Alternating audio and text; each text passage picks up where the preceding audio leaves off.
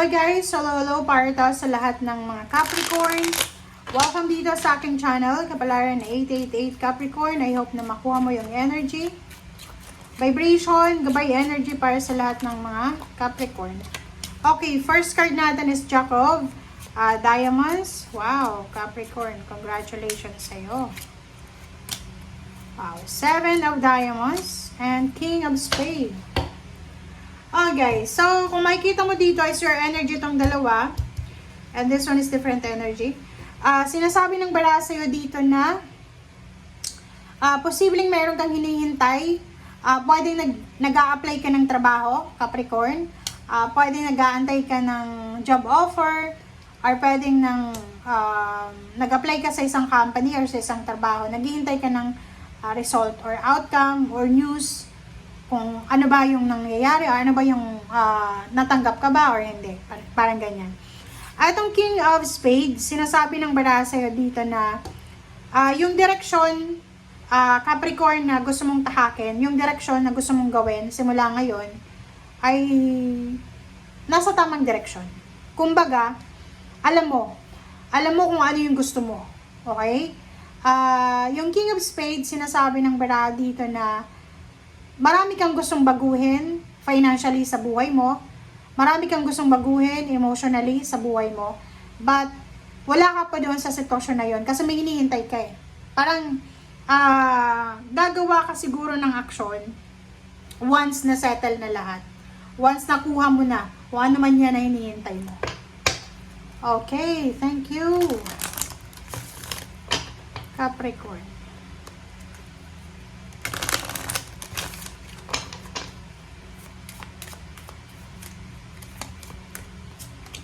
O connect with nature.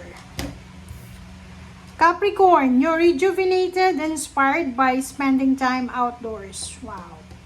So, kung ikaw ay isang Capricorn na gusto mong mag-isip ng mga solusyon, gusto mong magmuni-muni, magpahinga, sinasabi ng bara sa'yo dito na connect with nature, spend time with nature outdoors para ma-replenish yung energy mo, recharge yung energy mo, and ma-inspire ka sa kung ano man ang gusto mong gawin sa buhay.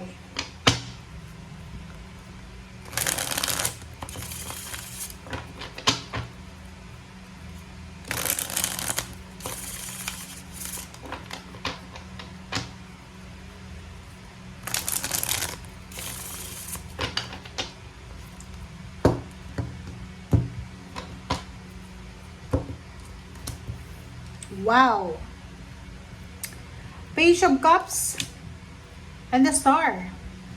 So, yung first two cards mo dito, sinasabi ng bara sa'yo na mayroon ditong Capricorn na single. Sinasabi sa'yo ng barahan na siguro sa ngayon, ang bibigyan mo ng focus yung pangarap mo sa buhay. Diba? Parang hindi ka muna magbibigay ng atensyon sa relationship mo kasi ang focus mo sa ngayon is matupad yung mga pangarap mo sa buhay. Hindi ko alam kung anong pangarap mo bang yumaman, magkaroon ng mga investment, ganyan, ganito. And nakikita ko sir dito, yung iba naman na Capricorn, meron kayong minamanifest na relationship eh. Kanya-kanya tayo nun eh, diba? So, kung ikaw ay Capricorn na nagpe-pray ka, nagmamanifest ka, nag-a-affirm ka ng pangarap mong relationship, sinasabi ng barahan na may possible na parating sa'yo. Siya yung pangarap mo talaga. Okay? Pangarap mo talaga siya. Next card, Capricorn, if you are experiencing financial scarcity, may physical health problems sa family, or kung ano man yan na pinagdadaanan mo, sinasabi ng baraha, huwag kang mag-alala kasi magiging balance ito. So, ibig sabihin, makaka-recover ka sa mga financial problems, makaka-recover ka sa kung ano man na problema pinansyal or physical health problems. Okay, Justice. Wow! So, dalawa yung major arcana mo dito. So, sinasabi ng baraha, nakakaloka ka. Capricorn, sinasabi ng baraha sa'yo dito na posibleng may isang karma talaga sinabi ko. posibleng isang karma ang darating sa'yo. So, this is karmic blessings, karmic contract, karmic justice. Or sinasabi ng baraha sa'yo dito na isang karma ang posibleng darating sa'yo. Ang karma na to is positive siya. So, ibig sabihin, kung ano yung minamanifest mo, kung ano yung ginawa mo sa past, ibibigyan sa'yo ng universe. Okay? So, yung Justice tsaka the Sun, sinasabi na, etong good karma na to na darating sa'yo, ay siya yung katuparan ng pangarap mo, siya yung rason kung bakit ka magiging masaya, siya yung rason kung bakit ka magiging sobrang contented and satisfied, siya ang rason kung bakit magiging sobrang positive yung buhay mo. Okay? Pwedeng may bagong kontrata na i-offer sa'yo.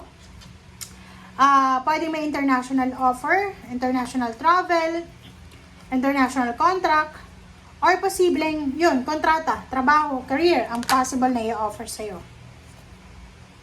Death card is transformation. So, yung death card na to ay sinasabi sa'yo, Capricorn, na ikaw ay paalis sa dating buhay mo, ikaw ay paalis sa dating buhay na ganito, financial problems, emotional problems, financial scarcity or emotional scarcity. So, kung ano man yan na pinagdaanan mo sa past, paalis ka na dyan kasi magta-transform na yung buhay mo into new Capricorn. 'Di ba? So, meron ka ng parang sinasabi ng baraha na merong magbabago. Kumbaga, merong pagbabago na magaganap sa'yo na kailangan mong paghandaan. Okay? 'Di ba? Chariot. So, ihanda mo ang sarili mo para sa pagbabago, Capricorn. It's either magta-travel ka, magre-relocate ka, or pwedeng lilipat ka ng bahay, or posibleng isang desisyon, isang mindset ang magbabago or babaguhin mo, or posibleng isang plano ang bigla mong execute, 'di ba? Parang ganon. 'Di ba? So, nakikita ko sir dito na lahat ng pinagdaanan mo, na pagod, puyat, sakripisyo, lahat ng luha na iniluha mo, ay makukuha mo yung outcome dito, 'di ba? So, magkakaroon ng katahimikan ng buhay mo, makukuha mo yung peace and harmony, yung rason kung bakit pagod na pagod ka, maiintindihan mo siya sa ngayon kung bakit ka napapagod, maiintindihan mo ngayon kung bakit ngayon lang dumating itong success mo na to. And yung Four of Swords na to, sinasabi ng biraha sa'yo na if may time ka magpahinga, magpahinga ka. Okay? Kung pagod ka, marami kang nararamdaman sa katawan mo, hindi ka makatulog, hindi makakain, spend time alone, spend time with nature, and magpahinga. Okay? Last two cards natin is the World card and Four of Wheels. Sinasabi sa'yo dito, Capricorn, kung nasa ibang bansa ka na, sinasabi sa'yo na nasa tamang lugar ka. Ibig sabihin, kahit nasa ibang bansa ka, ibang continent, ibang country, talagang dyan ka yayaman, talagang dyan ka magpa-progress, hindi sa Pilipinas. Kung nasa Pilipinas ka din, mayaman ka na ba? May pera ka na? May relationship ka? Stable ka na? Mas magiging stable ka kung itatry mo na makipagsapalaran sa ibang bansa.